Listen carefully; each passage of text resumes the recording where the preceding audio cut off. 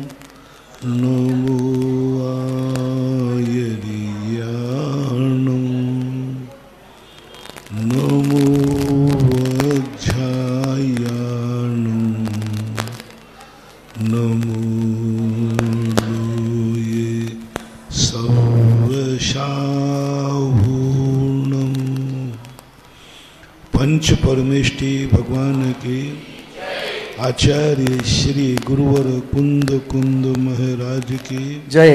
आचार्य श्री गुरुवर विद्यासागर महाराज की जय। मुनि पुंगव निर्यापक श्रीमद मुनि श्री सुधासागर जी महाराज की, समस्त मुनि संघ की। आज सलीमनाबाद नगरी से हम सभी लोग जिज्ञासा समाधान के सत्र के साक्षी बनने जा रहे हैं। पूज्य मुनिवर श्री 108 सुधा सागर जी महाराज श्री के चरणों में बारंबार नमोस्तु निवेदित करते हुए, संपूर्ण संघ चरणों में प्रणाम निवेदित करते हुए आज के इस सत्र का हम सभी लोग शुभारंभ करने जा रहे हैं। मुनि श्री 108 पूज्य सागर जी महाराज श्री से निवेदन की ऑनलाइन प्रश्नों के माध्यम से इस सत्र का शुभारंभ करें। राजीव जैन, शिवरार्थी, अमर पाटन, मेरे आराध्य पूज्य गुरुवर को कोटि नमन। त्रिलोक सार में पड़ा है 27 नक्षत्र होते हैं, जिसमें 6 जघन नक्षत्र होते हैं, 6 उत्कृष्ट होते हैं, 15 मध्यम होते हैं। इन नक्षत्रों का अपने जीवन में क्या प्रभाव पड़ता है? नक्षत्र जो है प्रभाव नहीं करते हैं, हमारी हकीकत को बताते हैं। जैसे थर्मामीटर होता है, थर्मामीटर हमारे को बुखार नहीं लाता, लेकिन थर्मामीटर बुखार को बता देता है। ऐसे ही ये नक्षत्र जो होते हैं, ये नक्षत्रों में बता देते कि इस नक्षत्र में जन्म लेने वाला व्यक्ति किस कर्म को लेकर आ रहा है, इस नक्षत्र में जन्म लेने वाले व्यक्ति के किस ढंग के परिणाम होंगे, कैसी जिंदगी जिएगा, उसका संकेत वो करते हैं। और उस संकेतों को माध्यम से कुछ नक्षत्र ऐसे हैं जिनमें जघन्य लोग, हीन पुण्य वाले जन्म लेते हैं। इन नक्षत्रों में उनका जन्म होगा तो समझना चाहिए वो हीन पुण्य वाला है, और आगे मध्यम उत्कृष्ट इस प्रकार के जीवों के साथ इनका संबंध जानना चाहिए। अर्चना जैन, भोपाल, गुरुदेव के चरणों में त्रय बार बारंबार नमोस्तु। हे गुरुदेव, मेरा पुत्र 8 साल का हो गया है और वह अभिषेक करने जाता है। हमारी ऐसी भावना है, वो अभिषेक करते समय उस समय कौन सा पाठ याद करे जिससे वो विधिवत इस काम को कर सके। 8 वर्ष अंतर्मुहूर्त के बाद एक सम्यक्त लाभ क्रिया बच्चों की करना चाहिए। घर से उसको धोती दुपट्टा पहना करके गाजे बाजे के साथ अष्टद्रव्य की विधान की सामग्री ले जाकर अपने परिवार और समाज रिश्तेदारों को एकत्रित करके उसको मंदिर ले जाना चाहिए। मंदिर में जाकर उससे शांति धारा, अभिषेक और उससे पूजन कराना चाहिए और उसको बताना चाहिए कि आज तक जो तुम देव को सामान्य रूप से ग्रहण करते ये तुम्हारे आराध्य देव हैं, यही सच्चे देव शास्त्र गुरु हैं, और उसको दृढ़ता के साथ खोटे देव, खोटे गुरु और खोटे शास्त्रों का त्याग कराना चाहिए। उसको बताना चाहिए कि खोटा देव खोटा शास्त्र क्या है और सच्चे देव सच्चे शास्त्र सच्चे गुरु क्या है। ये दोनों चीज़ें उनको बताना चाहिए और बता करके उसको नियम दिलाना चाहिए और उससे कहना चाहिए कि अब तुम जैन श्रावक के रूप में आज प्रवेश कर गए हो, अतः प्रतिदिन आपको ये षड आवश्यक करना है। सब कुछ कराने के बाद 3 कार्य बताना है: सच्चे देव शास्त्र गुरु का पहचान, खोटे देव शास्त्र गुरु का त्याग और षड आवश्यक क्रियाएं: देव पूजा, गुरु उपास्ति, स्वाध्याय, संयमस्तपा, दानम क्षेति ग्रस्ताणाम, षट कर्माणि दिने दिने। ये 6 कर्म बता करके उसको सम्यक लाभ क्रिया कराना चाहिए। ऐसा पूज्यवर जिनसेन स्वामी ने महापुराण के अंतर्गत कहा है। संजना संजय ड्यूरिया चंदेरी, मेरे पूज्य इष्ट गुरुदेव के चरणों में बारंबार नमोस्तु। गुरुदेव, ऐसा शास्त्र में पढ़ा है कि वर्तमान में जो मुनिराज हैं इनको रिद्धियां प्राप्त नहीं होती हैं अभी, लेकिन जब आप जिज्ञासा समाधान करते हैं तो ऐसा लगता है जैसे आपको बीज बुद्धि या पादानुसारणी रिद्धि का कुछ न कुछ अंश तो अवश्य जरूर प्राप्त हो गया है। आपने खुद ही अपने प्रश्न में जवाब दे दिया, ऐसा लगता है नहीं, ऐसा लगता है तो इट में भी पॉसिबल वाली बात होगी। ये जो ज्ञान है ये शुद्ध ज्ञान कहलाता है और शुद्ध ज्ञान की सीमा इतनी होती है, शतावधानी तक होते हैं। 100 प्रश्न एक साथ सुन लेंगे और उन 100 प्रश्नों का उत्तर क्रम से दे देंगे। ऐसे भी शुद्ध ज्ञान की महिमा है। 100 प्रश्न लोगों से कहते हैं तुम भी कर लो, तुम भी कर लो, और 100 लोग प्रश्न कर लेंगे और जब उत्तर देंगे तो क्रम से उत्तर देंगे। तुमने ये पूछा था, तुमने ये पूछा था, तुमने, अभी वो तो बुद्धि मेरे पास है ही नहीं, तुम रिद्धि की बात कर रहे हो। तो शुद्ध ज्ञान के एक बात अलग चीज़ है और रिद्धि होना अलग चीज़ है। वो तो महान महान मुनिराज, महातपस्वी, वज्रवृषभ नाराज, संगनधारी मुनिराजों को होती है।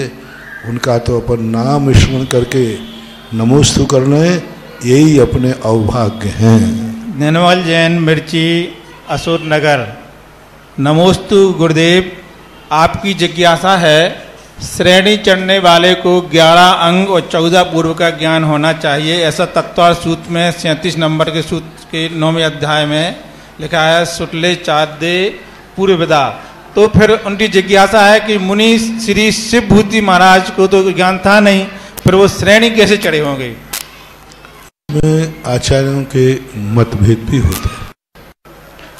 शुक्ले चादे पूर्व विदा का अर्थ है कि वो किसी को ज्ञान नहीं है, अंदर ही उसका क्षय उपशम हो गया, प्रकट नहीं है।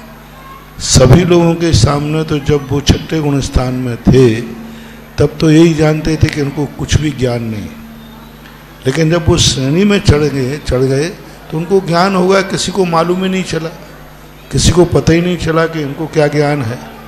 इसलिए फिर भी आचार्यों के मतभेद हैं। वहीं पर पूज्यवर तत्वार सूत्र के टीकाकार सर्वार सिद्धिकार कहते हैं कि 12वें गुण स्थान तक अष्ट प्रवचन मातृका का भी ज्ञान होता है।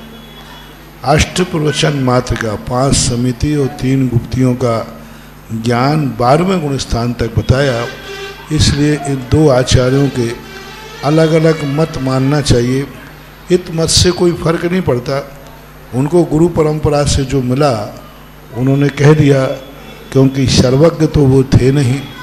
गुरु की परंपरा से जो आया वह लिपिबद्ध करके अपन को सौंप दिया कि हमें ये 2 मत मिले हैं, तो ऐसा मानना चाहिए। डॉक्टर अमित साय तलवाड़ा बांश बारा। नमोस्तु गुरुवर। आपकी जिज्ञासा है कि आपने भूगर्भ से निकली तलवाड़ा से मुनि सुरेंद्रनाथ भगवान की मूर्ति के द्वारा प्रतिष्ठा की थी और उस मूर्ति का अतिशय हम तलवाड़ा वाले अभी भी महसूस कर रहे हैं। मुनि सुरेंद्रनाथ लिखा है। हाँ, क्या ऐसा भी संभव है कि हजारों साल पहले जब उस मूर्ति की पहले प्रतिष्ठा हुई हो उस समय भी आप मुनि मन के आपने ही प्रतिष्ठा की हो? क्या ऐसा संभव हो सकता है? ऐसी आपकी जिज्ञासा है। कोई धुएं में लाठी चलाना ये अटकल पच्ची बातें होती है, प्रमाणिकता की कोटि में नहीं आते। ये हमारी श्रद्धा, हमारा अंदर का समर्पण जब किसी के पास हो जाता है तो हमें उसी में भगवान दिखने लग जाता है। हम समझते हैं कि संसार में जितने जो शक्तियां हैं सब उसी में थी, लेकिन इस सत्य से परे भी हो सकता है। इसके लिए कोई निर्णायक स्थिति नहीं बनाई जा सकती। भूगर्भ से निकली हुई मूर्तियां वैसा ही अपने आप में बहुत एनर्जी को प्राप्त हो जाती है, क्योंकि वो जमीन में रह करके भी अपनी सुरक्षा करती है, अपनी रक्षा करती है। और नीचे से जब कोई व्यक्ति ऊपर की तरफ आता है तो वैसे ही वो मूर्ति सगुण और शुभ और मंगलकारी हो जाती है, क्योंकि वो नीचे से ऊपर की तरफ उसका आना अपने आप में शुभ मंगलकारी होता है। और मूर्तियों में, ऐसी मूर्तियों में जरूर कोई ऐसी शक्ति थी जिस कारण से वो सुरक्षित बच सके। अन्यथा जिस युग में उन मूर्तियों को भूगर्भ में रखा गया वो युग तो कहीं सुरक्षा को छोड़ने वाला नहीं था, लेकिन फिर भी बच जाते हैं। तो ऐसा मत। डॉक्टर बिन चौधरी, नई दिल्ली। पूज्य पाज मुनि पुंगा महाराज जी के चरणों में मेरा त्रयवार नमोस्तु। आपकी जिज्ञासा है, हे मुनि श्री जी, जीवन जीने की कला के बारे में तो सभी बात करते हैं, लेकिन इससे भी अधिक आवश्यक है मृत्यु, मरने की कला। तो इसकी बात भी करते हैं तो लोग अपशकुन समझते हैं। तो क्या कारण है कि समाज इस बात में जागृत नहीं है? तो मृत्यु की कला भी सीखना चाहिए। मृत्यु अच्छी नहीं है। मृत्यु जिस तरीके से होना चाहिए वह मृत्यु अच्छी है। मौत तो बुरी होती, कौन मरना चाहता है? मरने के लिए कोई जीवन नहीं होता। पूरी ताकत लगा कर के व्यक्ति को जीना चाहिए। ये जीवन मरने के लिए नहीं मिला है, जीने के लिए मिला है। जीना चाहिए। पूज्यवर अमृतचंद सूरी महाराज ने स्पष्ट लिखा, एक क्षण, एक सेकंड भी यदि जिंदगी जीने को मिले मनुष्य को तो उस पर जीने का भाव करना चाहिए। एक क्षण भी, एक सेकंड भी यदि कोई कहे कि मैं तुम्हें एक सेकंड की जिंदगी दे सकता हूं तो चूकना नहीं चाहिए, क्योंकि मनुष्य पर्याय की एक सेकंड की जिंदगी भी हमारे लिए बहुत महत्वपूर्ण होती है। इसलिए कभी भी मरने की भाव नहीं करना, कभी मौत को अच्छा नहीं मानना, लेकिन जब मौत आ ही रही है तब संलेखना पूर्वक मरण करना ये शुभ सगुन माना जाता है। मरना सगुन नहीं है, नहीं तो जितने सुसाइड वाले हैं सब, अरे मौत अच्छी है, मौत अच्छी है, तो अभी एक आध फांसी पे लटक जाएगा। बोले महाराज जी ने कहा है जीने से तो अच्छा मरना सही है, तो जीने से अच्छा मरना ठीक नहीं है। लेकिन मरना ध्रुव सत्य है। जब मौत आ ही जाए तो अपने जीवन की इच्छा को छोड़ करके और मौत के लिए स्वीकार करना चाहिए। लाखों वर्षों तक जीऊं या मृत्यु आज ही आ जाए, क्यों मरूं? एक एक क्षण मूल्यवान है, आनंद में गुजर रहा है, एक एक क्षण आनंद में गुजर रहा है। मरे वो जिनकी जिंदगी दुखी हो, पापियों का हो। अपना तो एक एक क्षण क्या, एक एक सेकंड सदा जीने में आनंद ही आनंद है। लोग कहते हैं ये मन पापी है, मैं अपने मन को तो कभी पापी नहीं कहता। मेरा पुण्य तो इतना अच्छा है, इतना अच्छा है। देखो ना, सुलेमानाबाद का मंदिर का बंदा मंदिर बना। देखो ना, उस मन यदि बेकार होता तो मैं इतनी अच्छी जिज्ञासाएं कैसे करते। मेरा मन ने तो कभी मुझे परेशान नहीं किया, कभी मन परेशान। मुझे मन तो इतना अच्छा है मेरा मन कि ये मन यदि मेरा साथ नहीं दे तो मैं क्या करता। मेरा मन बहुत अच्छा है, मेरे पास जो कुछ भी है सब अच्छे है। मेरी आंखें बहुत अच्छी हैं, बहुत अच्छी आंखें हैं, एक कभी बुरा देखती नहीं। मेरे कान बहुत अच्छे हैं, मेरे कान कभी बुरा। मेरा मुंह, आप लोग बोल दो ना मेरा बोलना बुरा लगता हो तो मैं मौन ले लूं, बोलो ना। बहुत अच्छा लगता मेरा मुंह बहुत अच्छा, सारा जगत छाय रहा है। देखो इस समय मेरे मुंह की निकली बात लाखों लोग सुनने को बैठे होंगे, मैं अपने मुंह को बुरा कैसे कहूं। मेरा सब कुछ अच्छा है। अच्छा बनाओ सब कुछ, जिंदगी का एक एक रोम अच्छा हो, हाथ अच्छे, पैर अच्छे। जिंदगी का एक भी चीज ऐसी नहीं हो जो हमें ये लगे कि मेरी जिंदगी में ये सब बुरा है। कोई काल ऐसा ना हो जिस समय लगे सुबह काल बुरा है, नहीं, सुबह बहुत अच्छा होता है। इतना बढ़िया सुबह निकलता है, बढ़िया सामायिक होती है, स्तुति करता हूँ और बढ़िया चर्या पाना। दोपहर बुरा निकलता है, नहीं। आहार को जाता हूँ तब बुरा है, नहीं। मेरा भी काम हो जाता है और एक श्रावक का कल्याण करके आता हूँ। बताओ, मैं हार करके आता हूँ तो कितनों के लिए आनंद दे के आता हूँ, बोलो। आप लोग बोलो ना कैसा लगता है। तो फिर मेरा हार करना बुरा कहाँ हुआ। कितना को आनंद आ रहा है, कितना को आनंद आ रहा है। मेरा बिहार भी बुरा नहीं है, जिस तरह बिहार कर देता हूं आनंद ही आनंद।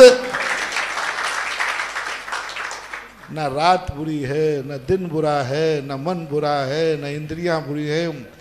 बस अपने आप को संभाल लो, मन की तरंगे मार ले, बस हो गया भजन। आदत बुरी सुधार ले, बस हो गया भजन। अंकिता जैन बीना, मेरे आराध्य के चरणों में बारंबार कोटिशा नमोस्तु। गुरुदेव, मेरी जिज्ञासा है कि मैं अभी गर्भवती हूँ और मैं अपने होने वाले बच्चे को तीर्थ रक्षक बनाने का भाव रखती हूँ। गुरुदेव, हमारे घर में जो बच्चा है उसे अभी हम तीर्थ रक्षक क्या बना सकते हैं या जन्म के बाद बनाएं? और अभी हमारे लिए बेड रेस्ट बताया है, इसलिए आपका आशीर्वाद भी चाहिए। हमारे यहाँ तो तीर्थ रक्षक की बात करते हो। हमारे यहाँ तो ऐसे महाराज हुए हैं कि गर्भ पर राज तिलक करके मुनि बन गए। राज्याभिषेक, सेठ सुदर्शन सुकौशल महाराज अपने गर्भ पे आए हुए बालक को, कैसा परिवार, कैसे उनका वंश, उनके पिता श्री सुकौशल महाराज के अपने बेटे के जन्म का मुंह देख रहे हो ना, अपने बेटे के जन्म का पहली बार मुंह देख करके राजगद्दी सौंप के मुनि बन गए। अब ऐसे पिताजी का बेटा एक कदम आगे निकला। पिताजी तो मुंह देख करके मुनि बने और जब वो सुकौशल बड़े हुए तो अपनी पत्नी के गर्भ पर राज तिलक कर करके मुनि बन गए। तो तुम तो तीर्थ रक्षक की बात कर रहे हो। भाव करो कि तीर्थ रक्षक बने और परिणाम करो कि आगे जाकर जन्म ले तो मुनि अवस्था को धारण करे। श्रीमती गुरमाला निर्मल कुमार जैन, रोटेहाई, जिला गुना, मध्य प्रदेश। पूज्य श्री के चरणों में कोटिशा नमोस्तु। आपकी जिज्ञासा है, एक पंक्ति है, अब काल लब्धि बल तें दयाल, तुम दर्शन पाए भयो खुशहाल। तो महाराज जी, जब काल लब्धि आएगी तभी हमको प्रभु या गुरु के दर्शन होंगे, अगर नहीं आई तो इसमें हमारा क्या दोष है? काल लब्धि आई या नहीं आई, इसका क्या तर्क? अर्थ गलत ढंग से प्रस्तुत किया जा रहा है। लब्धि आने कार्य, आज मैं तेरा दर्शन पाया है सो हमारी काल लब्धि हुई है ना। जिस समय हम कार्य करते हैं उस काल को काल लब्धि बोलते हैं। काल आया है सो कार्य नहीं किया, कार्य आया है सो कार्य हुआ। इस समय आपके गांव में 6 बज रहे हैं, सो मैं जिज्ञासा करता हूं कि जिज्ञासा करता हूं उस समय 6 बजते हैं स्वाध्याय काल? नहीं, जब भी 6 बजेंगे तो सदा शायद जिज्ञासा होगी। कल से कौन कर रहा था जिज्ञासा? कल 6 बजे थे कि नहीं? पर जिज्ञासा हुई थी? नहीं हुई। तो उपलब्धि यानी कार्य, जितना कार्य होता है उस कार्य को काल लब्धि बोलते हैं। काल आया नहीं, हमारा कार्य हुआ, वही हमारी काल लब्धि है, ऐसा मानना चाहिए। श्रीमती चंदा डॉक्टर मगन जैन, आष्टा, मध्य प्रदेश। आपकी जिज्ञासा है, पूज्य गुरुदेव के चरणों में कोटि नमन। आपकी जिज्ञासा है क्षयोपशम का क्या अर्थ होता है? यह प्रक्रिया सम्य दृष्टि या मिथ्या दृष्टि में किस प्रकार से घटती है? जैन दर्शन का एक रूढ़ अर्थ है जो कर्मों के रूप में प्रस्तुत किया जाता है और जो परिणामों के रूप में प्रस्तुत किया जाता है। ऐसे परिणाम, जो परिणाम पूर्णतः विशुद्ध नहीं है, पूर्णतः अशुद्ध नहीं है, उसको बोलते हैं क्षयोपशम। पूर्णतः शुद्ध भी नहीं है। कर्मों का जब उदय आता है तो ऐसे कर्म उदय में नहीं आते जो हमारे लिए बाधक बने, लेकिन हम कर्मों से रहित भी नहीं हो पाते। ऐसा पानी जिसमें कीचड़ तो है, लेकिन इतना कीचड़ नहीं है जो प्यास भी न बुझा सके। कुएं का पानी आप देखना, यदि उसको आप रिफाइन करेंगे तो बहुत थोड़ा थोड़ा सा उसमें गंदगी निकलती है लेकिन वो गंदगी बाधक नहीं है गंदगी, उसमें मिट्टी है, लेकिन वो मिट्टी पीने में बाधक नहीं बनती है, प्यास बुझाने में कारण बन जाती है। इसे क्षयोपशम भाव को जैन दर्शन ने कर्म के और आत्मा के परिणामों में प्रयोग किया जाता है। संदीप जैन, नारनौल, हरियाणा। पूज्य गुरुदेव के चरणों में कोटि नमस्तु। आपकी जिज्ञासा है, मेरा बेटा 6 वर्ष का है और 8 वर्ष के पहले अभिषेक नहीं कर सकता है, लेकिन और बच्चों को देखकर वो कहता है मुझे भी अभिषेक करना है, तो क्या धोती दुपट्टा पहना के उसे भगवान के चरण छुला सकते हैं क्या?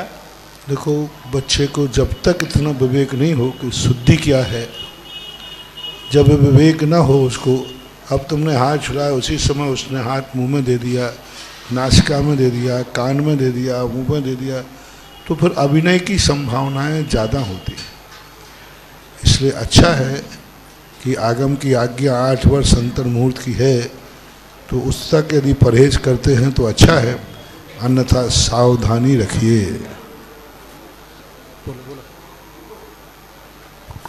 और आज पूज्य मुनि श्री का सानिध्य सलीमनाबाद जैन समाज को मिला और एक इतिहास रच गया आज के दिवस, जब प्रातः पूज्य मुनि श्री के चरणों में आकर के यहाँ की समग्र समाज ने निवेदन किया कि महाराज श्री, हम यहाँ के जिनालय का जीर्णोद्धार करना चाहते हैं। तो पूज्य मुनि श्री ने कहा, जीर्णोद्धार ही क्यों हो, अब इस जिनालय को हम एक महाजिनालय का, एक तीर्थ का ही रूप दे दें। और पूज्य मुनि श्री का ऐसा आशीर्वाद यहाँ की जैन समाज को मिला कि मात्र 2 घंटे के अंतराल में यहाँ मंदिर के निर्माण की पूरी भूमिका तैयार हो गई और तकरीबन 3.25 करोड़ रुपए की राशि की घोषणाएं भी 2 घंटे के अंदर ही हो गई। और यहाँ 20 घर की इस छोटी सी समाज के बीच में इस 2 घंटे के अंतराल में जो काम हुआ है, निश्चित पूज्य मुनि श्री के चरणों का ऐसा प्रभाव था कि यहाँ की समाज के भाव बने और इतनी तीव्र गति से लोगों ने अपने भाव बनाकर के स्वीकृतियां प्रदान की कि एक जिनालय जो हमें कल तक दिखाई देता था, अब आने वाले समय में तीर्थ के रूप में परिवर्तित होता हुआ दिखाई देगा। आज प्रातः काल की बेला में जिन लोगों ने पूज्य मुनि श्री की प्रेरणा पाकर के अपने भावों को बनाया है, आज उनका अभिनंदन हम सभी लोग यहाँ करने जा रहे हैं। आज प्रातः काल जिन्होंने 111 कलश राशि की घोषणा की है, निर्मल चंद जी, ऋषभ कुमार जी, सुनील कुमार जी, सुशील कुमार जी, उन्हें हम आमंत्रित कर रहे हैं। तालियां जरा जोरदार बजाओ की लगे। 111 कलश के दान दातार का सम्मान हम कर रहे हैं। हाँ, उनके परिवार की महिलाएं भी यहाँ पर आ जाएं, उनका भी हम अभिनंदन करेंगे, स्वागत करेंगे। कमेटी के सभी पदाधिकारी आ जाएं और आकर इनका अभिनंदन करें। जल्दी आए। सलीमनाबाद जैन समाज के सभी सम्मानी पदाधिकारी आ जाएंगे और शीघ्रता से अभिनंदन करते चलेंगे। जल्दी जल्दी। हाँ, परिवार की महिलाएं भी आ जाएं, ये सौभाग्य इन्हें मिला। हाँ, यहाँ का जो महिला मंडल हो उसकी भी 2-3 सदस्य आ जाएं, आकर के अभिनंदन और स्वागत करें। पूज्य मुनि श्री के सानिध्य का ऐसा प्रभाव सलीमनाबाद की जैन समाज पर पड़ा कि मुनि श्री का जब आगमन हुआ, अभी 24 घंटे भी पूर्ण नहीं हुए हैं और 24 घंटे में संपूर्ण जनालय के निर्माण की भूमिका तैयार हो चुकी है और दानदातारों ने अपनी स्वीकृति प्रातः काल की बेला में प्रदान कर दी है। निर्मल चंद जी साहेब, ऋषभ कुमार जी, सुनील कुमार जी, सुशील कुमार जी साहेब का हम अभिनंदन कर रहे हैं, जिन्होंने 111 कलश की राशि की घोषणा करते हुए जिनालय के निर्माण में एक अहम भूमिका निर्वहन करने का संकल्प आज लिया। जोरदार तालियों से उनका अभिनंदन और स्वागत हम सभी लोग करेंगे। इनके अतिशय पुण्य की हम सभी लोग अनुमोदना कर रहे हैं।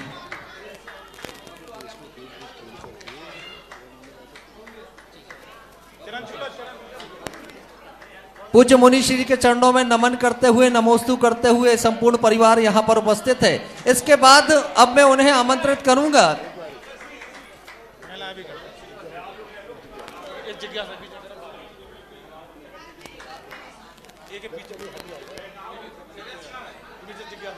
अब सभी विराजित हो जाएंगे।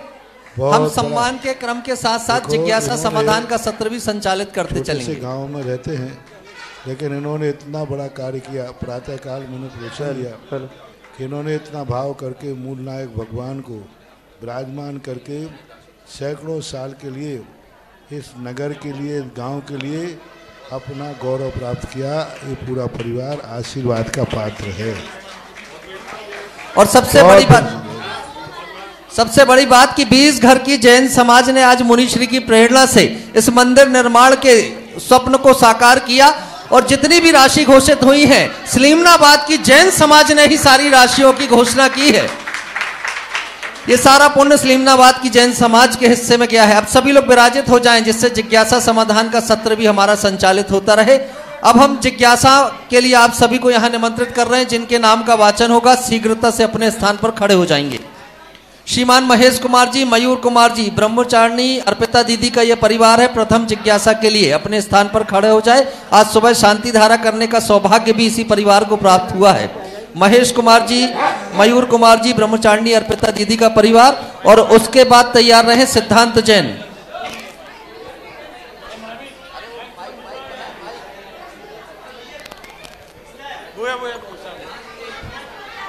सबसे पहले ब्रह्मचारिणी दीदी के परिवार का प्रश्न होगा, उसके बाद सिद्धांत जैन। शीघ्रता करेंगे।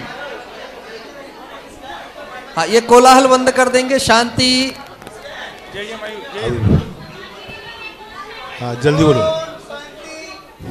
शांति, एकदम कोलाहल मुक्त वातावरण बनाए, शांति रखेंगे। ओम नमोस्तु भगवान, नमोस्तु स्वामी, नमोस्तु भगवान, नमोस्तु ब्रह्मचारिणी जी की तरफ से नमोस्तु भगवान, नमोस्तु भगवान। मेरा यह प्रश्न है कि हम प्रक्षाल करते हैं भगवान, प्रक्षाल करते हैं भगवान का, तो प्रक्षाल बस पूर्ण है कि अभिषेक भी जरूरी है?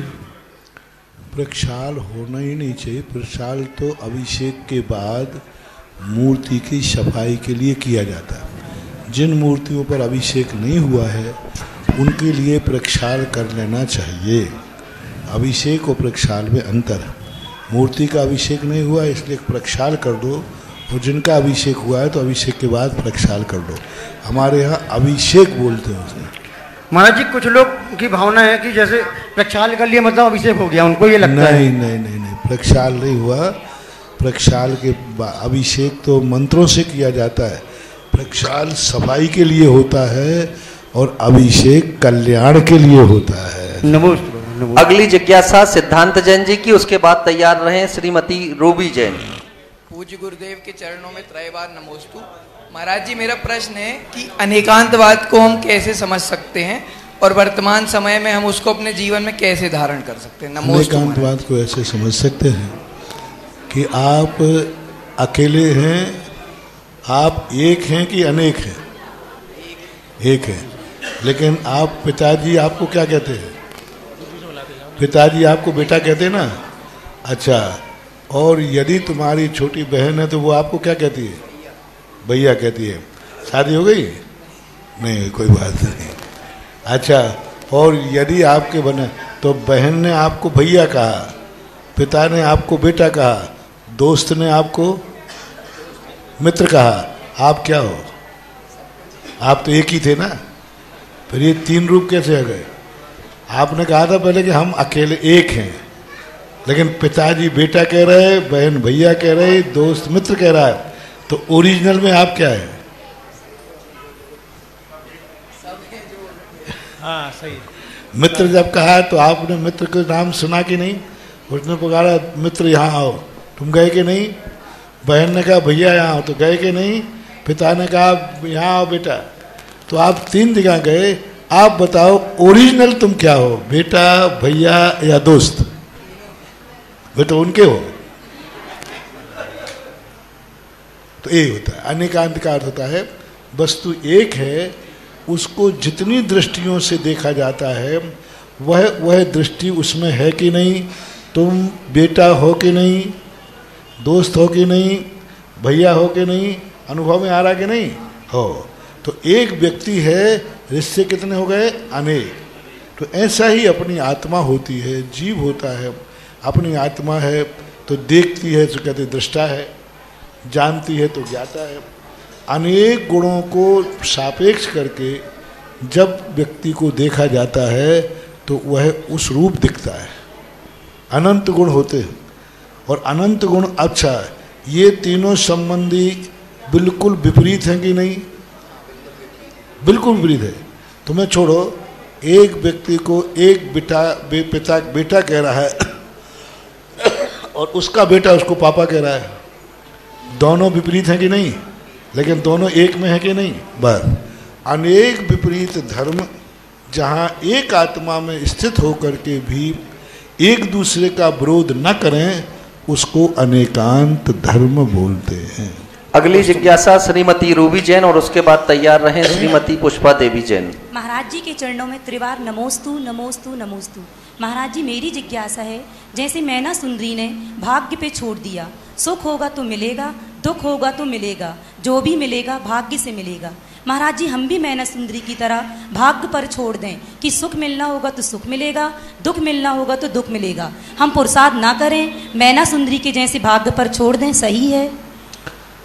नहीं, मैना सुंदरी ने भाग्य के ऊपर नहीं छोड़ा। मैना सुंदरी के दो रूप थे।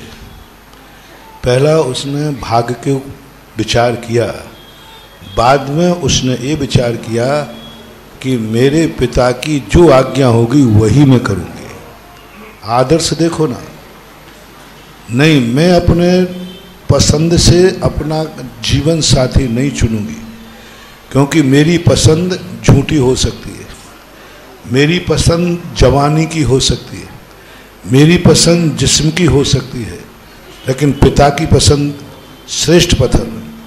तो जब हमारे गार्जियन आप हैं तो आप जिसके साथ विवाह करेंगे वही भाग्य मेरा वहाँ ले जाएगा। तो उसने पुरुषार्थ को भी स्थान दिया नैतिकता के नाते, और भाग्य को भी दिया। यदि पूर्णतः हम भाग्य के भरोसे बैठ जाएंगे तो मैना सुंदरी पूर्णतः भाग्य के भरोसे नहीं बैठी। उसने पुरुषार्थ किया, यानी पिताजी को आगे किया, पिता की आज्ञा को श्रोधार्य किया, और उस आज्ञा में उसने किंचित मात्र भी पिता के लिए बड़ा भला नहीं कहा। उसने ये नहीं कहा कि काय का मेरा पिता है, दुष्ट है, मेरा बैरी है, शत्रु है, देखो मुझे कोड़ी के साथ विवाह कर दिया। उसने पिता के लिए हितकारी माना इस परिस्थिति में। दूसरी बात, यदि वो भाग्यवादी होती तो भाग्य में जो लिखा था वही करती, फिर सिद्ध चक्र मंडल विधान करने की जरूरत क्या थी? सिद्ध चक्र मंडल विधान बता रहा है कि वो अपने पुरुषार्थ से भाग्य को भी बदल सकती है, और वहाँ पुरुषार्थ किया, सिद्ध चक्र मंडल विधान किया, भक्ति की, और भक्ति से कर्मों का क्षय किया। तो उन कथाओं में हमें दोनों पक्ष देखना। जो भाग्य को ठुकरा देते हैं, पुरुषार्थ पे ही सिर करते हैं, वे अपने सिर से पहाड़ फोड़ते हैं, अंत में उसको कुछ मिलता, क्योंकि भाग्य तो है ही नहीं। और जो भाग्य भरोसे बैठकर हाथ पे हाथ रखे बैठ जाएं तो उनका भी कार्य होने वाला नहीं। भाग्य पूंजी है। बहुत सरल उदाहरण देता हूँ। कोई व्यक्ति व्यापार करता है, यदि उसके पास पूंजी बिल्कुल भी नहीं है और प्रतिदिन दुकान खोलता है, माल नहीं है दुकान में, तो कैसे तो क्या करेगा? बैठा रहेगा। दुकान पूरी खोलता बराबर समय से, लेकिन माल तो नहीं है। और किसी के पास माल है, भरी है दुकान, लेकिन खोलते ही नहीं है। अब दोनों का क्या होगा? एक भाग्य से दुकान पूरी भरी हाउसफुल है, लेकिन वो दुकान खोलते ही नहीं, पुरुषार्थ नहीं करता। वो कहता भाग्य में होगा तो। और एक व्यक्ति के पास दुकान में माल नहीं है लेकिन पुरुषार्थ कर रहा है तो भी कुछ होने वाला। तो भाग्य, अतीत का अपना किया हुआ कर्म और वर्तमान का पुरुषार्थ दोनों जब एक साथ मिलते हैं तब कार्य होता है। मैना सुंदरी के जीवन को ऐसे समझना चाहिए। अगली जिज्ञासा के लिए श्रीमती पुष्पा देवी तैयार रहें। इस बीच में हम आमंत्रित कर रहे हैं श्रीमती मीना दीदी, प्रदीप कुमार, दिलीप कुमार जी के परिवार को, जिन्होंने आज 71 कलश की राशि आज घोषित की है। जोरदार तालियां उनके सम्मान में सभी लोग बजा दें। और साथ ही शैलेन सेठिया जी, आज इन्होंने ये घोषणा की है इस जिनालय में जो नंदीश्वर जिनालय निर्मित होना है, समूह शरण निर्मित होना है। उनकी प्रबल भावना थी कि यहां समूह शरण का निर्माण हो, और समूह शरण के निर्माण के लिए बारंबार वो मुनिश्री से निवेदन कर रही थी कि आपका आशीर्वाद मिल जाए। और जैसे ही मुनिश्री ने आशीर्वाद दिया, उनकी आंखों से आंसू बहने लगे। वो खुशी के आंसू बता रहे थे कि मुनिश्री का आशीर्वाद पाकर के उन्हें इस बात का गर्व हो रहा है कि मुनिश्री ने आशीर्वाद दे करके उनके उस स्वप्न को साकार कर दिया जिस समूह शरण के निर्माण का उन्होंने सपना संजोया था। श्रीमती मीना दीदी, प्रदीप कुमार जी, दिलीप कुमार जी और साथ ही शैलेन सेठिया जी उपस्थित है। शैलेन सेठिया जी जबलपुर से, जो मुनिश्री के अनन्य भक्त हैं और मुनिश्री के चरणों में अनंत श्रद्धा रखते हुए मुनिश्री की सेवा से जुड़े हुए हैं।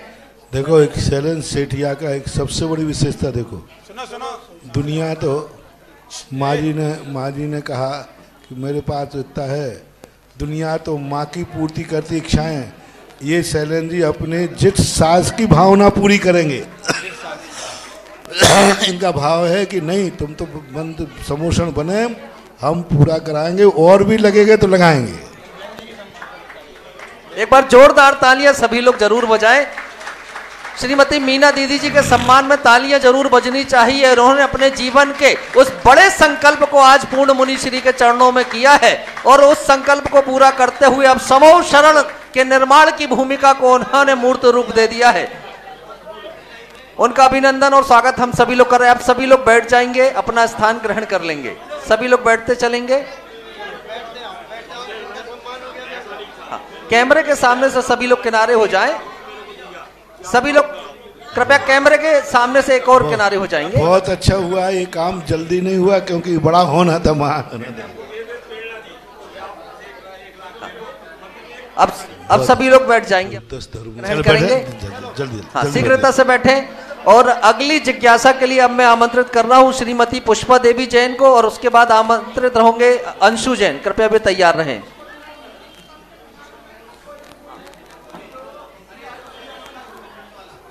श्रीमती पुष्पा देवी अगर उपस्थित हो तो शीघ्रता से आ जाएं अपनी जिज्ञासा के लिए। जल्दी करेंगे, एक एक पल का सदुपयोग करें। दूसरा नाम दे, दूसरा नाम। हाँ, उसके पश्चात अंशु जैन। अंशु जैन अपनी जिज्ञासा रखेंगे, और उसके पश्चात नीतू जैन तैयार रहें। महाराज जी के चरणों में कई बार नमोस्तु नमोस्तु नमोस्तु। महाराज जी, मेरी यह जिज्ञासा है कि मन के भ्रम को कैसे दूर किया जाए। मन के भ्रम को कैसे दूर किया जाए? मन के भ्रम को जी, हमारे आचार्य जी ने एक बहुत अच्छा हाइकु लिखा, विश्वास मत दिलाओ, व्यवहार से लौट आता है। विश्वास मत दिलाओ, व्यवहार से लौट आता है। अपना व्यवहार ऐसा करो कि सामने वाला पुनः विश्वास कर ही लेगा। जब किसी को भ्रम हो जाए, संदेह हो जाए, तो उसके लिए अपना ऐसा व्यवहार बनाओ, इतना अच्छा व्यवहार बनाओ कि सामने वाले को ये कहना पड़े, अच्छा मैंने इसको गलत समझ लिया था, ये तो कुछ इतना अच्छा निकला। तो अपने आप को संभालो, विश्वास मत दिलाओ, व्यवहार से लौट आता है विश्वास। ऐसा। इसके बाद जिज्ञासा के लिए आमंत्रित है नीतू जैन, और उसके बाद आमंत्रित होंगे आकाश जैन।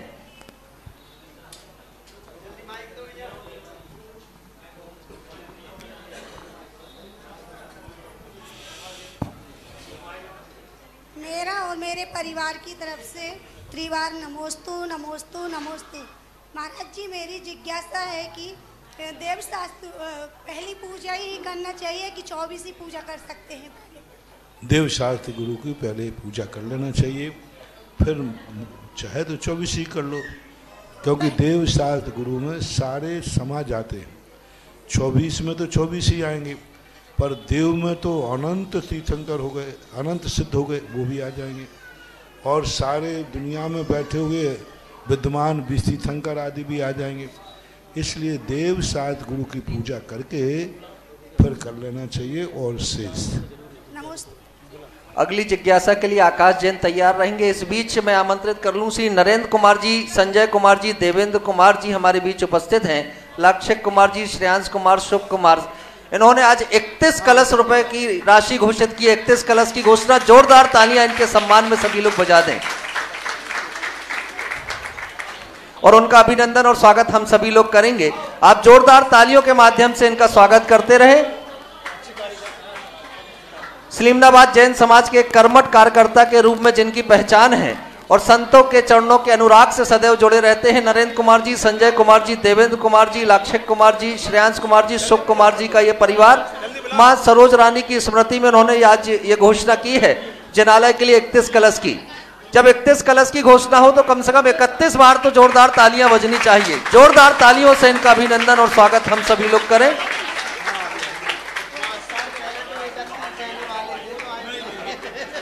ये अभिनंदन और स्वागत होता हुआ जिनालय निर्माण के उन सहयोगियों का जो अपनी चंचला लक्ष्मी का सदुपयोग करते हुए जिनालय निर्माण से जुड़ रहे हैं। पूज्य मुनिश्री का शुभाशीष सभी लोग प्राप्त कर रहे हैं और अभिनंदन के पश्चात सभी लोग कृपया सामने खड़े मत हो, देखो सभी लोग बैठते चलेंगे। हाँ, कृपया सभी लोग अब विराजित हो जाएं, हम अगली जिज्ञासा की ओर चलेंगे। हाँ मैं बोलूं। हाँ, सभी लोग विराजित हो जाएं, अपना स्थान ग्रहण करें।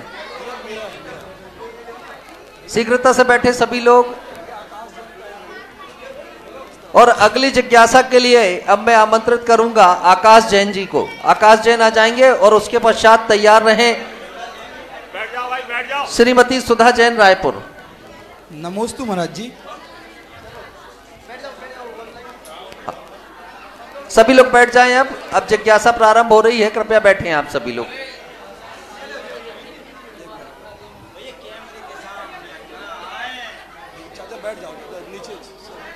चले आगे चले। हाँ, जिज्ञासा बोले। नमोस्तु महाराज जी। महाराज जी, हम लोग इतिहास, भूगोल, अर्थशास्त्र तो बहुत पढ़ते हैं, लौकिक ज्ञान बहुत लेते हैं, लेकिन हमारे जैसे बहुत सारे युवाओं का ये प्रश्न है कि हम लोग अध्यात्म से जुड़ने के लिए कैसे शुरुआत करें?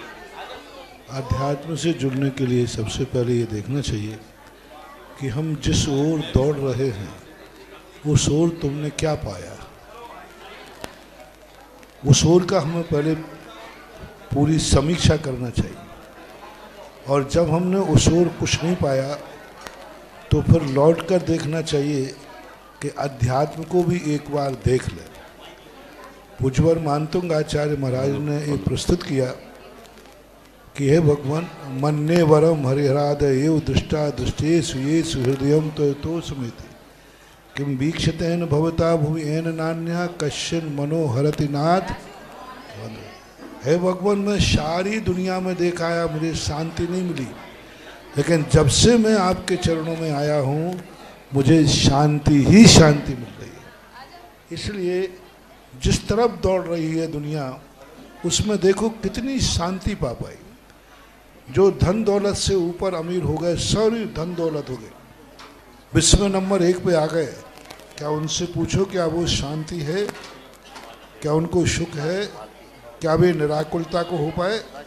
ओम शांति। महिलाएं बात क्यों कर रही हैं? देखिए, विज्ञान का युग इतना बढ़ रहा है, लेकिन सबसे ज़्यादा बीमारियां बढ़ रही हैं। आज से 100 साल पहले इतनी बीमारियां नहीं थी। इसका सबूत क्या है? पहले 10 गांवों में एक वैद्य होता था, और कितने गांवों को संभालता था? 10 गांव। उसी को बैलगाड़ी पर उठा के, और आज एक गांव में 10 डॉक्टर हैं तो भी इलाज। और पहले एक वैद्य सारे रोगों की दवाई करता था, और आज हर रोग का, दांतों का अलग, आँखों का अलग, कानों का अलग। तो विज्ञान से बीमारियां बढ़ी हैं, ठीक है, दवाई भी बढ़ी है, लेकिन दवाई तो बाद में आई, पहले बीमारी आई। तो जितना जितना विज्ञान बढ़ेगा उतनी उतनी बीमारियां बढ़ेंगी, क्योंकि विज्ञान यंत्र का समर्थन करता है, और जितने जितने नए यंत्र आविष्कार करेगा उतना उतना ये सृष्टि प्रदूषित होगी। विज्ञान का एक ही काम है, नया नया यंत्र बनाओ, नई टेक्नोलॉजी लाओ, फोन से मोबाइल लाओ, और नहीं। अब इससे प्रदूषण कितना बढ़ रहा है, हर व्यक्ति के हाथ में एक मोबाइल है। 25 साल इससे ज़्यादा उम्र नहीं है, 25 और 50 साल के बीच में वही विज्ञान कहेगा मोबाइल जिंदगी के लिए खतरनाक है, हर व्यक्ति के लिए कैंसर की स्थितियां बनेंगी। तो विज्ञान जिस यंत्र को बढ़ाता है वो यंत्र प्रदूषित करता है, प्रदूषण फैलाता है। और मंत्र शक्तियां जो होती हैं वे यंत्र को नहीं बढ़ाती, स्वयं को भी पर्यावरण से मुक्त करते हैं और दूसरों को भी पर्यावरण से मुक्त करते हैं। इसलिए अर्थ की तरफ दौड़ने वाला व्यक्ति स्वयं को भी दूषित कर रहा है, अपने परिवार को भी दूषित कर रहा है। देखो, पैसे के कारण से व्यक्ति अपने माँ बाप को छोड़ करके भी और नौकरी करने चला जाता है, माँ बाप से अलग हो जाता है, परिवार को अलग हो जाता है, परिवार वाले दुखी होते रहते हैं। ऐसा पैसा किस काम का, जिस माँ बाप ने जन्म दिया उसको ही बुढ़ापे में एक गिलास पानी देने वाला नहीं है। काय के लिए जन्म दिया था, क्यों पाला था?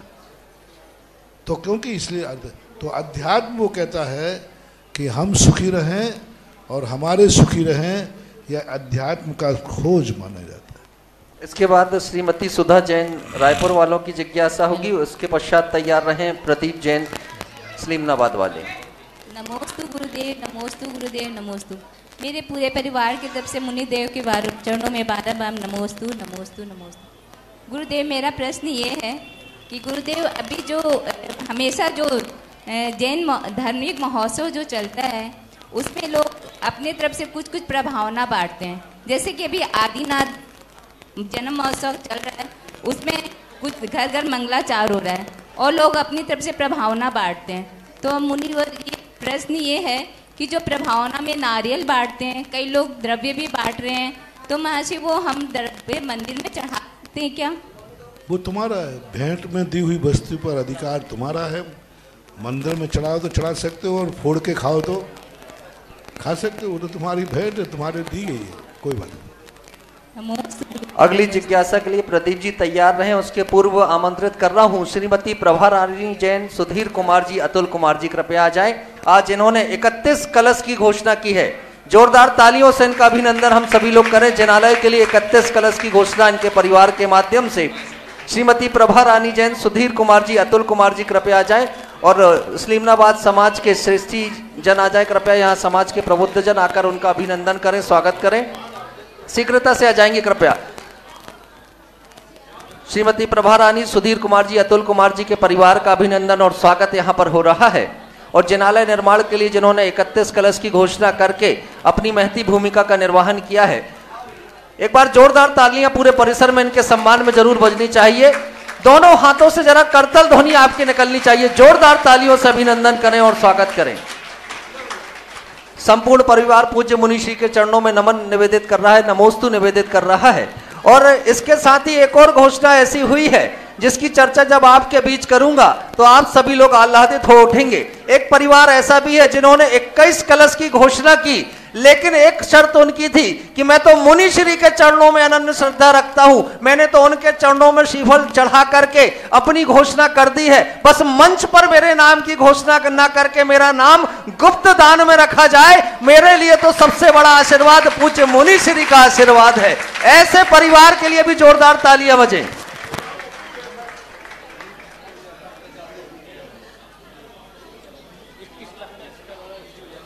और अंतिम एक अवसर आप सभी के बीच बचा हुआ है। ये सारी घोषणाएं तो हो चुकी हैं। अगर स्लिम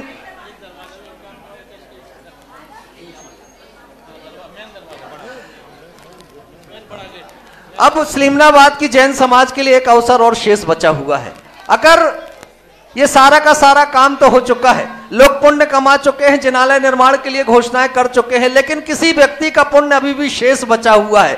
अभी 2 घोषणाएं और यहां पर हो सकती हैं। अगर आपका मन बनता है तो आप इतिहास के पन्नों पर दर्ज हो सकते हैं जिनालय निर्माण के लिए। अगर आप यहां पर शिखर का निर्माण करना चाहें तो उसके लिए 21 कलश की राशि निर्धारित है।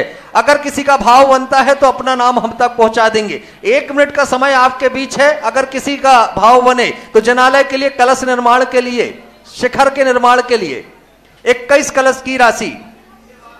और इसके अतिरिक्त और एक और अवसर आपके बीच में है। जिनालय का मुख्य द्वार जो बड़ा सुसज्जित होगा, जिसे देख करके आप सारे लोग रोमांचित होंगे कि जिनालय का द्वार बना तो इतना सुंदर बना कि इसे देख करके ही मन अपने आप में प्रसन्न हो जाएगा। अगर उस द्वार का निर्माण आप करना चाहें तो उसके लिए 51 कलश की राशि निर्धारित है। अगर किसी का मन बनता हो तो शीघ्रता से नाम पहुंचा दे। 1 मिनट का समय उसके लिए आरक्षित है, शीघ्रता करेंगे। चलिए, जब तक आपका मन बनना है तब तक हम जिज्ञासा यहां पर आमंत्रित कर लेते हैं। हमारे बीच में प्रदीप जैन साहिब अपनी जिज्ञासा लेकर के उपस्थित हैं। उसके बाद श्रीमती मालती जैन जो कि प्रांतीय चेयरपर्सन है जीवदया की, उन्हें निमंत्रित करेंगे। हेलो,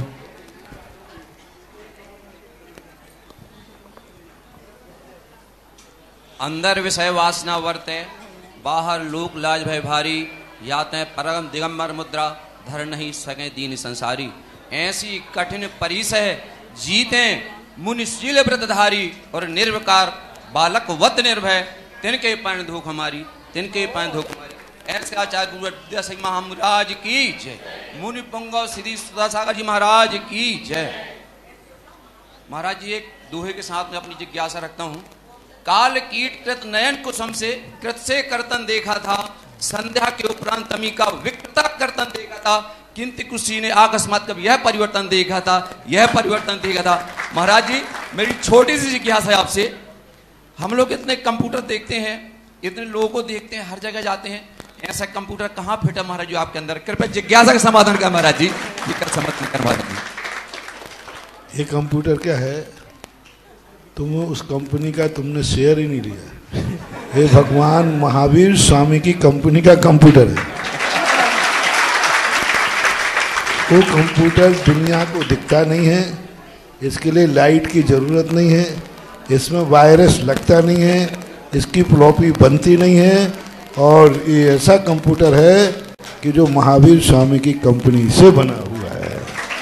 इसके बाद जिज्ञासा के लिए एक जिज्ञासा, चूंकि सूची बड़ी है, श्रीमती मालती जी हमारे बीच है जो कि प्रांतीय चेयरपर्सन है जीवदया की। उसके बाद एक बिटिया आमंत्रित है, कुमारी भव्य जैन।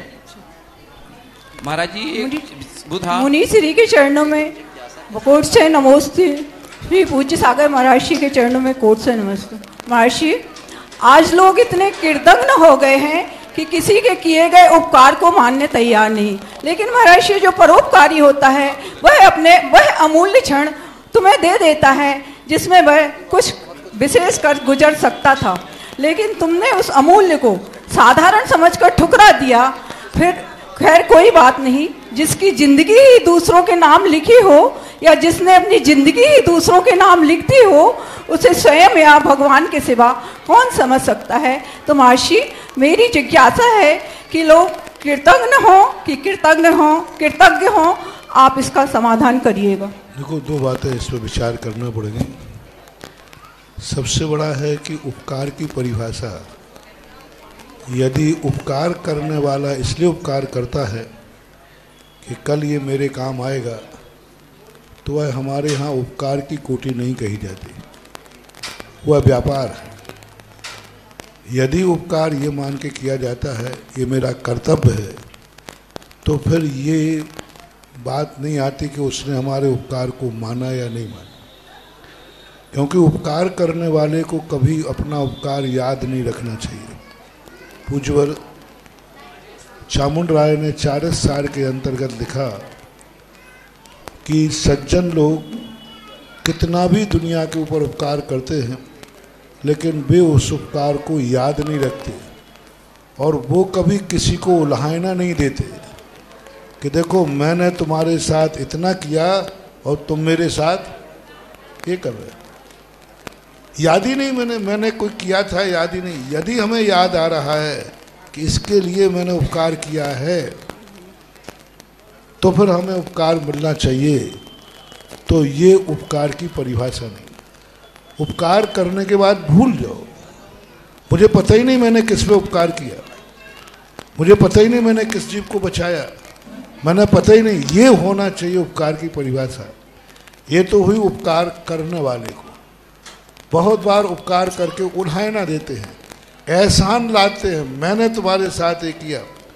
ये तो एहसान लाद रहे हो, उपकार किया है कि तुमने अपना स्वार्थ सिद्ध किया है। अब रही बात जिसके ऊपर उपकार हुआ है उसके लिए उपदेश। कृत उपकारम न विस्मरंती साधवा। कोई यदि मेरे ऊपर थोड़ा सा भी उपकार करता है तो जिंदगी के अंतिम श्वास तक उसका कृतज्ञ रहना चाहिए। अब देखो दो बिल्कुल बातें होंगी कि नहीं। करने वाले को भूलना है और जिस पे हुआ है उसको याद करना है, ये नीति होना चाहिए। जिसके ऊपर उपकार हुआ है, किंचित मात्र भी उपकार हुआ है, उस उपकार को जिंदगी भर वो गाता रहे, जिंदगी भर गाता रहे। उपकार थोड़ा हुआ है और गाना कब तक है? जिंदगी भर गाना है। एक क्षण के लिए, एक पर्याय को बचाया है पारसनाथ ने नाग नागिन को, और देव पर्याय में आकर के भी वो भूले नहीं। पारसनाथ को याद नहीं, पारसनाथ को याद नहीं है कि मैंने किसी पे उपकार, लेकिन जिस पे उपकार हुआ था वो मरने के बाद भी याद कर रहा है। इसलिए जिन पर उपकार होता है उनको उपकार कभी भूलना नहीं चाहिए, लेकिन जो उपकार करते हैं उनको उपकार को याद रखना नहीं चाहिए। ये कुमारी भव्या जैन, एक छोटी सी बिटिया अपनी जिज्ञासा लेकर उपस्थित है। उसके बाद तैयार रहें श्रीमती रूपाली राहुल जैन। हे महाराष्ट्री, मेरी तरफ से आपको बारंबार नमोस्तु नमोस्तु नमोस्तु। जो लिखने वाला मार्कर आता है, अपन लोग बोलते हैं मार्कर जेब में रख लिया, उसमें अपन लोगों को पाप लगता है कि नहीं? मार्कर जेब में रखते हैं, लिखने वाला उससे पाप नहीं लगता। महाराज श्री, जो लिखने वाला मार्कर होता है, अपन लोग बोलते हैं मार्कर पेन जो लिखने वाला होता है, अपन लोग बोलते हैं मार्कर जेब में रख लिया, तो उसमें अपन को पाप लगता है? मार्कर शब्द की संधि विच्छेद की है बिटिया ने, मार और कर, वो मार्कर पेन है तो उसको जेब में रखते हैं, तो क्या उससे कोई दोष तो नहीं लगेगा? अब इस संबंध में मुझे ज़्यादा नॉलेज नहीं है, क्योंकि मेरे पास जेब भी नहीं है और मार्कर पेन भी नहीं। महाराज श्री, ये बिटिया का प्रश्न ये है, उस पेन को कहा जाता है मार्कर पेन जिससे लिखते हैं, लेकिन उसका संधि विच्छेद है मार और कर। मारकर कोई चीज जेब में रखनी चाहिए क्या? अब वो मार्कर इंग्लिश शब्द है और तुम हिंदी विच्छेद कर रहे हो। बहुत बढ़िया। अब अंग्रेजी में संधि होती ही नहीं है और तुम संस्कृत हिंदी करने जा रहे हो, तो ऐसे तो पता नहीं कितनी सब गलत अर्थ निकल जाएंगे। मार्कर शब्द जो हिंदी है कि इंग्लिश है? इंग्लिश है। तो इंग्लिश में संधि होती नहीं, तो मार और कर, तो कर हिंदी, इंग्लिश में कर शब्द होता ही नहीं है। जो कर यानी करना और मारना यानी मारना, तो मार शब्द इंग्लिश में मारने के अर्थ में आता ही नहीं है, और कर शब्द करने के अर्थ में इंग्लिश में आता ही नहीं। तो ऐसे भाषाओं के साथ अन्याय मत करो। जिस भाषा का शब्द है उसी भाषा का अर्थ निकालना चाहिए। इंग्लिश भाषा का अर्थ और संस्कृत की हिंदी की संधि करके निकालोगे तो भाषा के साथ अन्याय है। अगली जिज्ञासा श्रीमती रूपाली राहुल जैन दमोह वालों की, और उसके बाद तैयार रहे शैलेश जैन कछार गांव। सिलीमनाबाद वालों का एक पुण्य जरूर सुन लेना। सुबह से ही सिलीमनाबाद वालों का पुण्य कई गुना हो गया। पूज्य मुनि श्री के चरण पड़े और जिनालय का निर्माण की जो भूमिका थी, आज सुबह प्रातः काल वो भूमिका भी मूर्त रूप ले गई। अभी ये जिज्ञासा समाधान का सत्र हो रहा था और इसकी समयावधि पूरी हो गई। तब ऐसा लगने लगा था कि शेष लोगों के नाम आ पाएंगे या नहीं आ पाएंगे, तो जिनवाणी चैनल वालों ने पूज्य मुनि श्री के चरणों में नमन करते हुए आज घोषणा की है कि जिज्ञासा समाधान का सत्र 15 मिनट अतिरिक्त टीवी चैनल पर दिखाया जाएगा। अब मैंने जिज्ञासा के लिए आमंत्रित करूं, उससे पहले एक नाम और मैं आप सभी के बीच जरूर ले लूं। जिन्होंने प्रातःकाल 1-1 लाख रुपए की शांति धारा करते हुए जिनालय निर्माण के लिए वो राशि समर्पित करने का भाव पहुंचाया था। श्री महेश कुमार जी, मयूर कुमार जी, मनीष कुमार जी, मयंक कुमार जी, एक बार तालियां बजा दें उनके लिए। श्रेयांश कुमार जी, नरेंद्र कुमार जी, संजय जैन साहिब, इन्होंने भी 1 लाख रुपए की राशि समर्पित की थी सुबह, और साथ ही 1,11,000 की राशि है। श्रीमान महेश कुमार जी, मयूष कुमार जी, ब्रह्मचारिणी अर्पिता दीदी जी का परिवार, तालियां जरा जोरदार बजा देंगे सभी लोग। और अभी हाँ, और एक सुबह मीना दीदी के परिवार ने भी एक शांति धारा करने का सौभाग्य प्राप्त किया था। 1 लाख रुपए राशि अभी घोषणा जो हमें प्राप्त हुई है, रवि जैन साहिब का वो परिवार है, जो परिवार यहां से पनागर में निवास करने लगा और पनागर से जबलपुर में, लेकिन मुनिश्री का जब यहां सानिध्य मिला तो उनके भाव हुए कि मुनिश्री का जहां जहां सानिध्य मिलेगा और जिनालय निर्माण जबलपुर तक जहां जहां होगा हर जगह वो राशि समर्पित करेंगे। तो आज उन्होंने 1 लाख रुपए की राशि घोषित की है। रवि जैन, रूपेश कुमार, अंचल जैन, आरव और अरहम का ये परिवार है, जोरदार तालियां बजा दें। और उन्होंने एक संकल्प और ले लिया, अगर पनागर में भी आगे कोई भूमिका बनती है तो वहां भी मुनिश्री के सानिध्य में वो घोषणा करेंगे। अभी से उन्होंने संकल्प ले लिया है और कह रहे हैं कि अगर हनुमान ताल के आदिनाथ भगवान के जिनालय में पूज्य मुनिश्री के चरण पड़े और वहां पंचकल्याणक प्रतिष्ठा महोत्सव की भूमिका बनी तो वहां भी वो कोई बड़ा काम करने का भाव लेकर के बैठे हुए हैं। अब जिज्ञासा लेकर के उपस्थित हैं श्रीमती रूपाली राहुल जैन। गुरुवर के चरणों में त्रैबार नमोस्तु नमोस्तु नमोस्तु। महाराज श्री, वास्तु है तो दिशाएं हैं और दिशाएं हैं तो नक्षत्र हैं और नक्षत्र है तो ग्रह है और ग्रह है तो कुंडली है। तो कुंडली को मानना सही है कि वास्तु को मानना सही है? वास्तु एक ऐसी चीज है, जैसे अपन किसी की तरफ चल रहे हैं उसी तरफ से हवा चलेगी तो आंखों में गंदगी आएगी। तो वास्तु एक ऐसा सपोर्टर है जिसके का चलने से हमें सुविधाएं बनती। वास्तु साइंस है, वास्तु विज्ञान है, वास्तु रूढ़ी नहीं है। वास्तु का सारा सिद्धांत गुरुत्वाकर्षण पर आकर्षित है। वास्तु का सारा सिद्धांत चुंबकीय तत्व पर आश्रित है।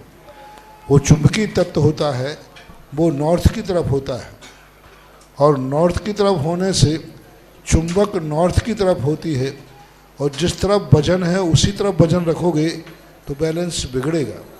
इसलिए वास्तु कहता है कि नॉर्थ को हल्का रखो, साउथ को भारी रखो, जिससे बैलेंस बनता रहेगा।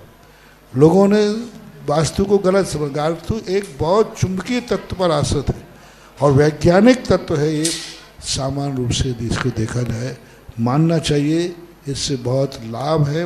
बस इतना है कि वास्तु शास्त्र का अच्छा ज्ञाता होना चाहिए, नहीं तो नीम हकीम खतरे जान।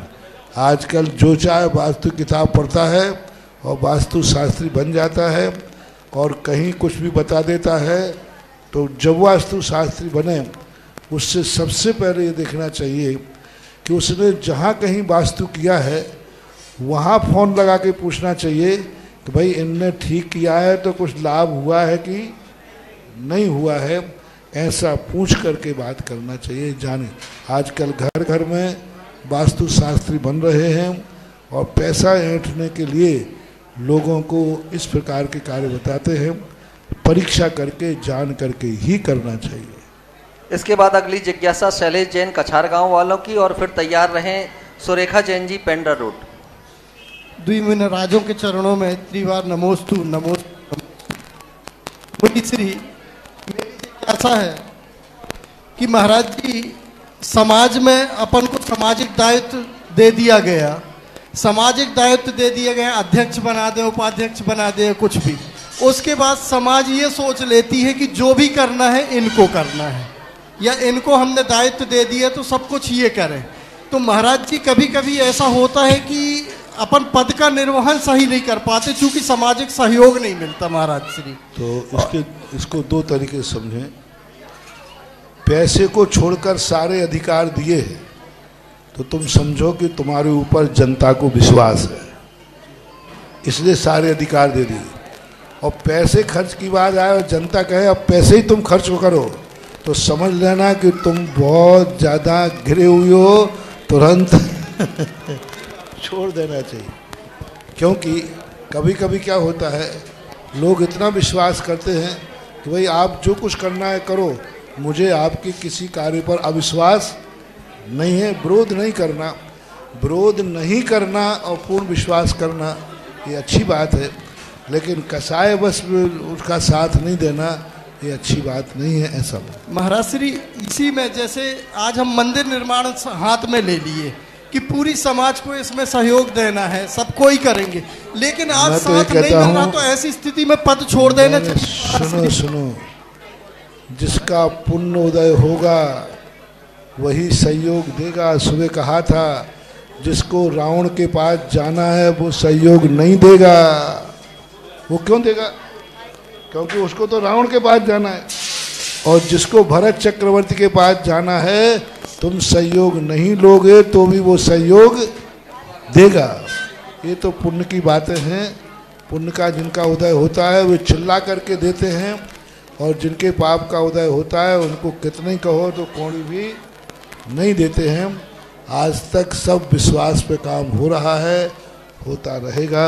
ऐसा महाराज जी, इसके बाद रुके और भी लोग हैं जिज्ञासा के लिए। इसके बाद अगली जिज्ञासा श्रीमती सुरेखा जैन, पेंडा रोड वालों की। और अब देखिए, जो लोग उम्मीद लगाए बैठे हैं यहाँ से जबलपुर तक के लोग, पूरे रास्ते के लोग, कि पूज्य मुनि श्री का व्यवहार होगा, महाराज श्री जबलपुर पहुंचेंगे। अभी अभी सूचना मिली है कि चेन्नई से एक प्रतिनिधि मंडल आ गया है, दक्षिण भारत से, और पूज्य मुनि श्री से निवेदन करने आया है कि सलीमनाबाद से सीधा बिहार चेन्नई की ओर हो और दक्षिण भारत वालों को भी सानिध्य मिले।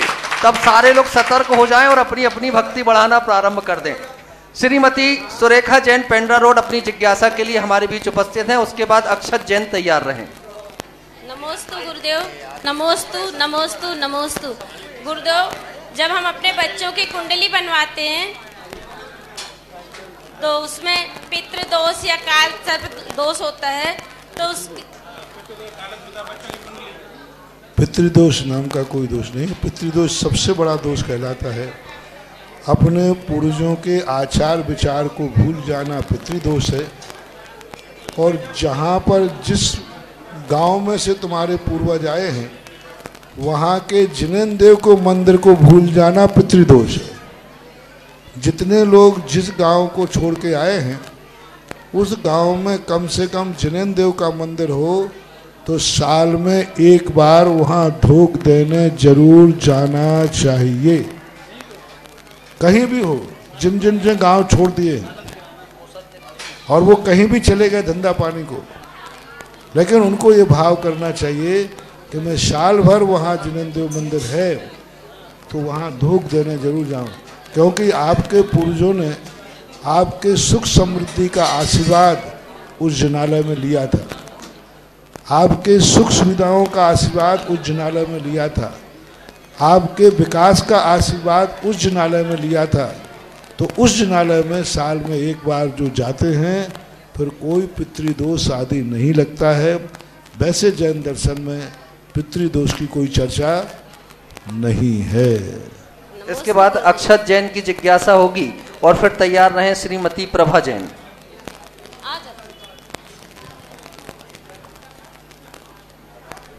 अक्षत जैन शीघ्रता से आ जाएं। पहले अक्षत जैन जी की जिज्ञासा, उसके बाद श्रीमती प्रभा जैन। हाँ, तो श्रीमती प्रभा जी की जिज्ञासा और उसके बाद तैयार रहें रंजीता जैन सहजपुर से। नमोस्तु महाराज जी, नमोस्तु महाराज जी, नमोस्तु महाराज जी। महाराज जी, मेरी यह शंका है कि जब मानतुंग आचार्य ने भक्तामर की रचना की थी उस समय 48 ताले लगे थे और हथकड़ी भी पड़ी थी, फिर हम सबको कैसे मालूम चला कि यह उनकी रचना है? कैसे हम सब लोगों के साथ बाहर आई? मेरी यह जिज्ञासा है। इसके संबंध में ऐतिहासिक दृष्टि से तो यह इतिहास सिद्ध नहीं होता है कि उन्होंने जेल के अंदर यह रचना की, लेकिन किंवदंती के रूप में यह बात जरूर सिद्ध है कि उन्होंने जेल में रचना की। लेकिन जेल में रचना करने के बाद जब वो जेल से बाहर आ गए होंगे तो बाद में उन्होंने उसका लिपिबद्ध कर दिया होगा। सीधी बात, जेल में रचना की और बाद में लिपिबद्ध कर दिया, तो इस किंवदंती के अनुसार इसमें कोई बाधा नहीं है। और ऐतिहासिक दृष्टि देखा जाए तो उन्होंने स्वयं रचना की। रचते समय ही लिखा गया होगा। दोनों तरफ से लिपिबद्ध होने में कोई दोष नहीं। इसके बाद रंजीता जैन सहजपुर वालों की जिज्ञासा, बहुत सारे नाम हैं, एक एक ही जिज्ञासा। रंजीता जैन सहजपुर वाली, और उसके बाद जिज्ञासा के लिए आ रहे हैं प्रतिष्ठाचार्य बाल ब्रह्मचारी अभय भैया। मुनि श्री के चरणों में मेरा और मेरे परिवार का बारंबार नमोस्तु नमोस्तु नमोस्तु। हे मुनिवर, 4 पुरुषार्थ बताए गए हैं, अर्थ, काम, धर्म और मोक्ष। 2 पुरुषार्थ तो हमें स्वयं ही प्राप्त हो जाते हैं, मगर 2 पुरुषार्थ करना सहज नहीं है। उसके लिए पुरुषार्थ करना ही पड़ता है, तो वो पुरुषार्थ कैसे सहज बनाए, उसके लिए जिज्ञासा। हर चीज़ का हानि और लाभ देखना चाहिए। जब व्यक्ति को किसी भी पुरुषार्थ में हानि और लाभ का निर्णय हो जाता है तो वह पुरुषार्थ करने को, कष्ट भी उठाने को तैयार हो जाता है। जैसे आप लोग, तुम्हें ये मालूम चल जाए कि इस कार्य से हमें अर्थ की उपलब्धि ज़्यादा होगी, तो आप वहाँ अपनी जिंदगी को भी दांव पर लगा देते हैं। धूप छांव नहीं देखते, परिवार को छोड़ करके भी धन कमाने के लिए दुनिया में जाते आते रहते हैं, क्योंकि तुम्हें लाभ हो।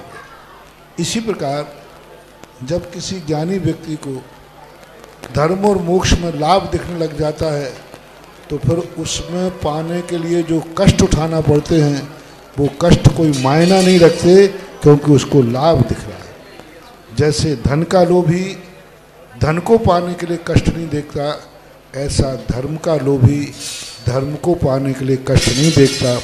ऐसा विचार यदि आ जाए हानि लाभ का, तो रुचि जाग जाएगी। अगली जिज्ञासा प्रतिष्ठाचार्य बाल ब्रह्मचारी अभय भैया की, और इसके बाद तैयार रहे माही जैन। परम पूज्य मुनिवर के श्री चरण में कोटि नमन। मुनिवर, मेरा प्रश्न है कि हम समाज में धार्मिक अनुष्ठान करते हैं, विधि विधान की क्रियाएं करवाते हैं, हम अपने जीवन में ऐसी कैसी व्यवहारिकता का पालन करें कि समाज में समय, विधान समय समरसता का भाव है। सबसे पहले कर्ता को करवाने के साथ स्वयं करना चाहिए। ओम शांति। देखो आवाज़ नहीं, थोड़ी देर 5 मिनट और रुक जाए, सब बाद में तुम्हें मिलेगा टाइम। तो जब भी कोई करता है, जैसे हम प्रवचन देते हैं, तो प्रवचन देते समय हमें ये भाव नहीं करना कि मैं इनको प्रवचन दे रहा हूँ। प्रवचन ये भाव करना कि मैं स्वयं का स्वाध्याय कर रहा हूँ।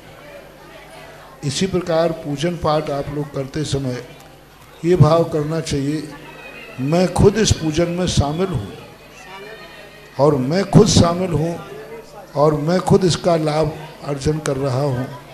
तो फिर व्यक्ति वह कृत और कार्यत का भागीदार हो जाता है।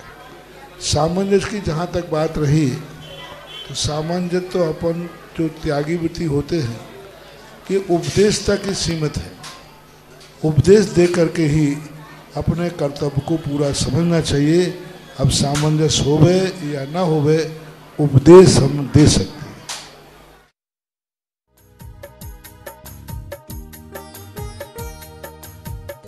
इस कार्यक्रम के पुण्यार्चक थे श्री रतन लाल जी, श्रीमती राजप्रभा, अशोक, ममता, आदित्य, रिद्धिमा, आकाश एवं विशाल सेठी कोलकाता, श्री सुनील जी, श्रीमती आशा जी, विक्की, श्रेया, सिद्ध एवं अद्विता हैदराबाद।